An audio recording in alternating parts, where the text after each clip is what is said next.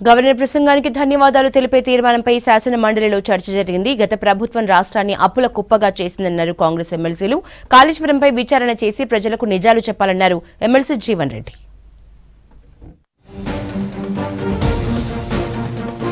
గత ప్రభుత్వం 4 ఏళ్లలో ఒక్క రేషన్ కార్డు కూడా జారీ చేయలేదని విమర్శించారు ఎమ్మెల్సీ జీవన్ రెడ్డి. బాలిక సంరక్షణ కోసం కాంగ్రెస్ ప్రభుత్వ హయాంలో ఏర్పాటు చేసిన బంగారు తల్లి పథకాన్ని బీఆర్ఎస్ ఎందుకు రద్దు చేసిందని ప్రశ్నించారు.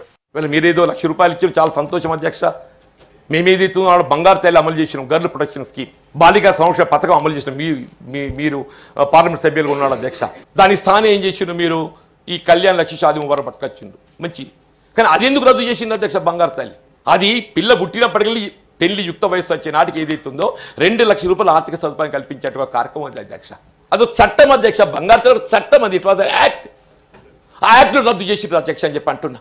కాళేశ్వరం ప్రాజెక్టు నీటి వినియోగంపై దృష్టి పెట్టకుండా పర్యాటక ప్రాంతంగా మార్చారని విమర్శించారు ఎమ్మెల్సీ జీవన్ రెడ్డి. మేడిగడ్డ ప్రాజెక్టు కుంగడంతో తెలంగాణ ప్రతిష్ట దిగజారిందన్నారు. 1,00,000 కోట్ల పెట్టుబడి పెట్టినా 2వ పంటకు సాగునీరు లేకుండా అయిందన్నారు. మేడిగడ్డపై వాస్తవాలు వెలుగులోకి రావాలన్నారు. ప్రాజెక్ట్ ఏదైతుందో దాన్ని నీటి వినియోగంపై దృష్టి పెట్టాలి, ఒక పర్యాటక ప్రాంతంగా మాత్రమే పరిగణించింది అధ్యక్ష. మీరు బస్సుల్లో జనాన్ని తరలించిండ్రు, మా చూడండి ప్రాజెక్టు గొప్పదనం. అందరూ కూడా దాన్ని ఏదైతుందో విశిష్టంగా చూసిండ్రు. 3 లిఫ్ట్లతో ఇంత పెద్ద గొప్ప ప్రాజెక్టు కట్టినట్ట అని చెప్పాను. ఇప్పుడు చివరికి ఏమైంది అధ్యక్ష? సాంకేతిక లోపమే కానివ్వండి, నిర్మాణ లోపమే కానివ్వండి, నిర్వహణ లోపమే కానివ్వండి చెప్పండి. వీళ్ళు మేడిగడ్డ ప్రాజెక్టు కృంగిపోవడంతో యావత్ తెలంగాణ ప్రతిష్ట దిగజారిందని చెప్పక తప్పదని చెప్పండి అధ్యక్ష. గవర్నర్ ప్రసంగంలో అన్ని అబద్ధాలే ఉన్నాయన్నారు ఎమ్మెల్సీ మధుసూదనాచారి. గవర్నర్ ప్రసంగం ప్రజల ఆకాంక్షలకు అనుగుణంగా కాకుండా భిన్నంగా ఉందన్నారు. ప్రభుత్వం అవాస్తవాలను గవర్నర్తో చెప్పించిందన్నారు మధుసూదనాచారి. చాలా స్పష్టంగా మనకు స్పీచ్ విన్న తర్వాత అర్థమవుతుంది.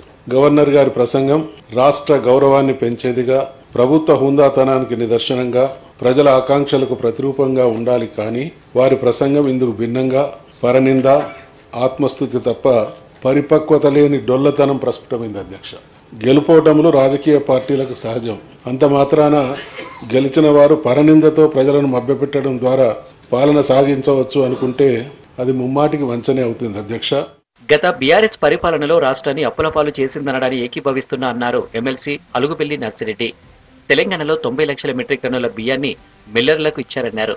18,000 కోట్లు విలువ చేస్తే సివిల్ సప్లై డిపార్ట్మెంట్ మిల్లర్లకు ఇవ్వడం మంచిది కాదా అని ఆలోచించాలన్నారు మంత్రి ఉత్తమ్ కుమార్. కార్పొరేషన్ దగ్గర లేదు, మిల్లర్ల దగ్గర లేదు. అది పాయింట్అవుట్ చేస్తే అధికారులని ట్రాన్స్ఫర్ చేస్తున్నారని. తెలంగాణ రాష్ట్రంలో మిల్లర్ల దగ్గర కస్టమ్ మిల్లింగ్ ఇచ్చిన ధాన్యం 90 lakh మెట్రిక్ టన్స్ గివెన్. ఇది తెలంగాణ ప్రజల సొమ్ము ఉపయోగించి కొనుగోలు చేసి మిల్లర్లకి కస్టమ్ మిల్లింగ్ ఇచ్చిన ధాన్యం ఈరోజు 90 lakh మెట్రిక్ టన్స్. దాని మార్కెట్ వాల్యూ ఈరోజు 18,000 కోట్ల సొమ్ము సివిల్ సప్లైస్ కార్పొరేషన్ మిల్లర్లకు ఇచ్చిందంటే ఈ పరిస్థితి మంచిదా కాదా మీరందరూ ఆలోచన చేయాలి. గవర్నర్ ప్రసంగంలోని పలు అంశాలపై ఎమ్మెల్సీ కవిత తీవ్ర అభ్యంతరం తెలిపారు.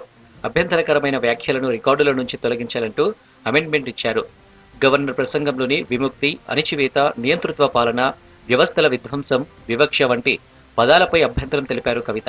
గవర్నర్ ప్రసంగంలోని అనుచిత వ్యాఖ్యలను రికార్డుల నుంచి తొలగించాలన్నారు. కవితకు రిప్లై ఇచ్చిన మంత్రి శ్రీధర్ బాబు ఎవరిని కించపరిచే ఉద్దేశం తమకు లేదన్నారు. అమెండ్మెంట్ విత్డ్రా చేసుకోవాలన్నారు. దీంతో విత్డ్రా చేసుకున్నారు కవిత. ఆ పదాలను డెఫినెట్గా అన్పార్లమెంటరీగా ఉన్నాయి, వాటిని తొలగించాలని చెప్పి I want to press the amendment sir, unless the government comes forward to request. ఎందుకంటే this is the first day under honourable CM request. We will not withdraw, sir, because he has to be responsible.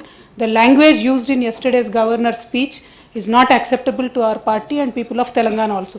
ఈ రోజు మొత్తం రాష్ట్ర ప్రజలకు సంబంధించిన ఒక ప్రధానమైన అంశాన్ని ప్రజల దృష్టికి తీసుకెళ్లే ప్రయత్నం చేశాం తప్ప ఎవరి మనసును గాయం చేయాలని కానీ ఎవరు వ్యక్తిగతంగా వాని కంచపరిచే విధంగా I would like to request honorable member to consider and drop that amendment. సభ్యుల చర్చ తర్వాత మండలిని వాయిదా వేశారు చైర్మన్ గుత్తా సుఖేందర్ రెడ్డి.